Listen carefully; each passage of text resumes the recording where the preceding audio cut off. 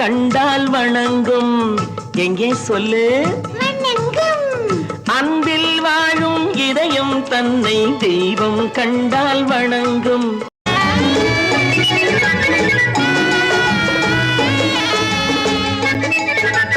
வானில் நீந்தும் நிலவில் நாளை பள்ளிக்கூடம் நடக்கும். காற்றில் ஏறி பயணம் செல்ல பாதை அங்கே இருக்கும்.